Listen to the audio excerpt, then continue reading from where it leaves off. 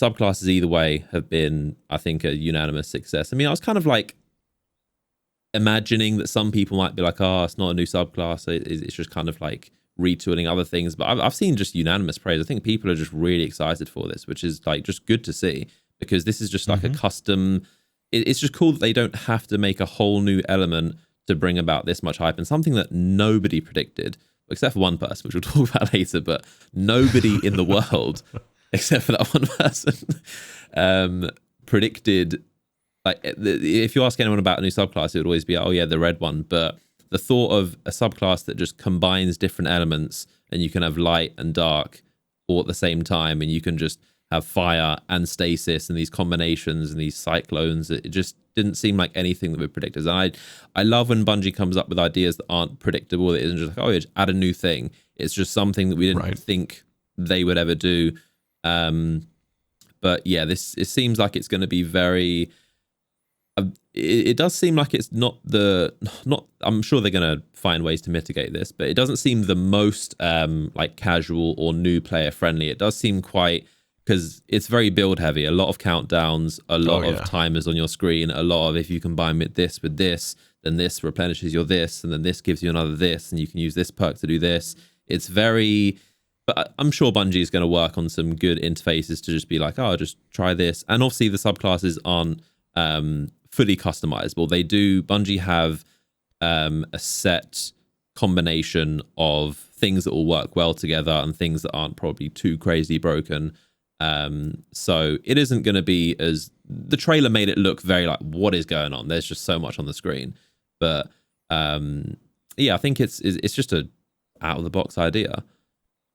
Yeah, and I think that the neat thing about it being this not quite tailored set of choices, but a very specific, narrow set of choices, is that it means you can't go too crazy in compounding some things that would make the Crucible hellish, but it still gives you a really neat set of abilities that's just ridiculously powerful under the right circumstances. Yeah. I mean, looking through some of the Warlock kits, you can get the new solar aspect, which is the Hellion, which is basically Solar Soul, for casting your class ability, alongside getting Threadlings, alongside getting a Bleak Watcher, which is the stasis turret. Everywhere. So, like, you know, you have a bunch of different things that suddenly give you this little army of summons, which is a really nice little example of just what you can build into. But each on its own is relatively powerful, but together, you know, you're using a lot to get all of that out there. It's not necessarily the case that each of those compounding together would necessarily be the strongest possibility, but it is still a potent one, you know? And the fact that you can take those different bits and pieces from each subclass means that inevitably there are going to be ridiculous synergies that you find with this that would never appear anywhere else. I absolutely adore what they've done here. And, you know, I don't think it would be complete either without the idea of transcendence. Because, like, you know, if it was basically just like, okay, you're kind of running a multi-class, I would feel a little bit boring. Yeah. But, you know, the idea of you are using light and dark, it changes and then everything. going, yeah, absolutely. It completely changes the dynamic of it. And, you know, effectively having a second super meter there, oh man, that's... And you still have your original super. Yeah. Yeah, you still have your original super, which can be whatever you want within those 5 choices of each one element getting one super, which is so exciting too. You're charging 2 bars at once, which is always can seem a bit silly. And there is also, we mentioned it, but like the thing I'd almost completely forgotten about was that we are still getting those new light supers as well. The thing they originally revealed in August, like they didn't obviously talk about that, but that is also a nice addition that's going to refresh the existing subclasses. So subclass and just gameplay wise, it's going to be a lot of just new stuff, because that was the main thing that they talked about. But yeah, there is also new light supers, which is exciting, and that's going to be good to play with. And also like that, like just build wise, I've always enjoyed when Destiny can, as weird as it might sound, when you don't have to use guns, when you can just use abilities. I've always liked the idea of just like, you know, kind of like in Overwatch, how, you know, some characters just have guns and some just don't. They just have abilities and that's all they do. But I always like the idea in Destiny of just never using a weapon and just only be able to throw grenades, and then this cooldowns this, and you've got just a bunch of threadlings, and it just, you can just play without just the regular, I'm using an auto rifle, shooting some dregs, which is of course it's always going to be good, and the gunplay in Destiny is always amazing, but it's nice just to have the option of just abilities and supers and cooldowns, and if you really can just get into tinkering with the builds, you can create something interesting, which I like. I think it's also there's definitely a neat side to it as well when you consider the synergies within Prismatic don't necessarily make everything that came before just useless. So I mean, best example of this for my Warlock brain is that if you're running a Prismatic Warlock, you can't run Well of Radiance as a super. Yeah. That was smart.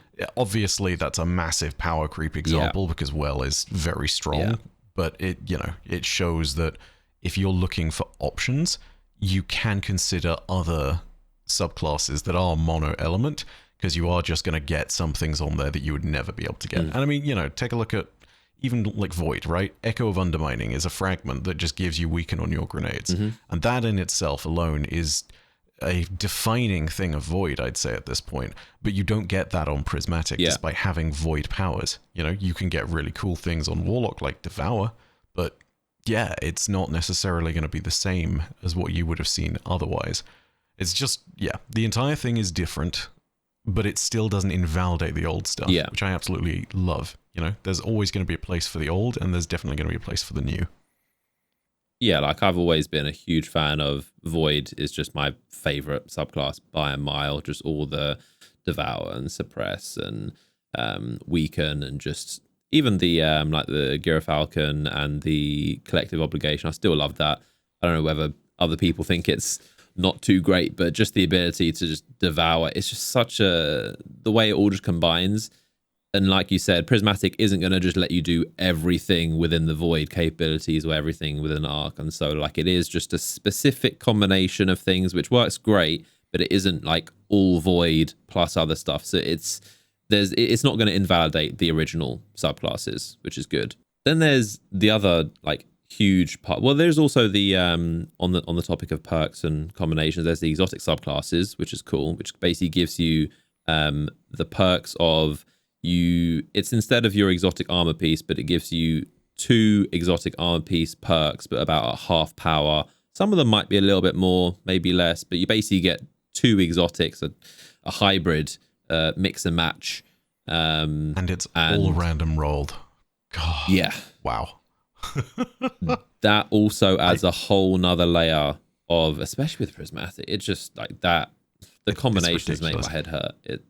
So what's amazing about this, which I don't know if was picked up on, and I need to get clarification on myself because I need to look at this again. When they showed off one of the Titan exotics, they showed off one perk that it had, which was clearly a Titan perk, and then they showed off the second perk, which was the perk of Ophidian Aspect, which is a Warlock exotic. Yeah. Other classes. So these are perks pulled from other classes, which, I mean...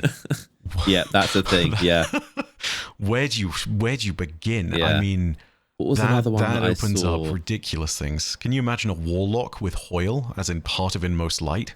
Yeah, I'm trying to think of some others. But there's, you can basically take exotic perks from other classes, which is, it's also in the theme of just breaking the game and just changing the rules and just be like, why not? You can just have perks that you're just absolutely not meant to get, and you can have just Titans going invisible, and it's just really opens up the doors of combinations of perks, which has always been Destiny's strong point, but I think it's just going to get even more. I can definitely predict some broken builds, some patches, some disabled this perk as well. We didn't account for this being added with this, but it's part of the fun. You know what I'm waiting to see? I'm waiting to see the day when a Titan picks up the Worm Husk perk on their thing, because Titans, obviously you activate your class ability, you get more health. You get more health. But Prismatic Titans get Thruster for Arc, which is where you get a little momentum boost in a direction of your choosing. So suddenly that became incredibly potent all on its own. And it's, that's just really silly to sit there and think about. But yeah, the combinations go completely wild, and it's even better if you're someone who plays all 3, because suddenly you're sitting there and you're looking across the different classes to steal little bits and pieces from other people's kit. Mm-hmm.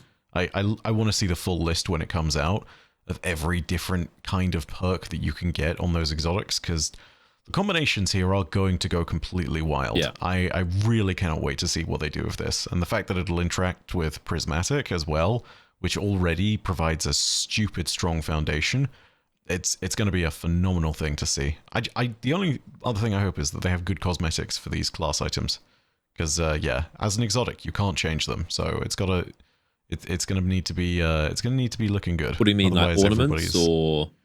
Yeah, ornaments, but also just the ability to sit there and shade things appropriately. You know, sometimes things will go in Destiny and they don't apply shaders, all that good stuff. Like, let people make these class items their own, because if they're building into them, it's theirs. You know, there are many like them, but this is mine. Yeah, that is a good point, because mainly the hunter cloak is quite like big and bulky. It's good looking, but if you have every hunter using it, then every hunter would kind of look similar, because the cloak does take up a lot of space, and the Titan Mark was quite big. The Warlock Bond is small, so you can still look very unique with that. But the Titan Mark is also quite like, it's like a big dress looking thing. So yeah, you'd hope. I'm sure they would have lots of ornaments. I mean, I'd imagine through Eververse they've probably got planned a lot of different ornaments that will add customization, because kind of like going back to like Iron Banner or Destiny 1 faction days, when everyone is forced to use a class item,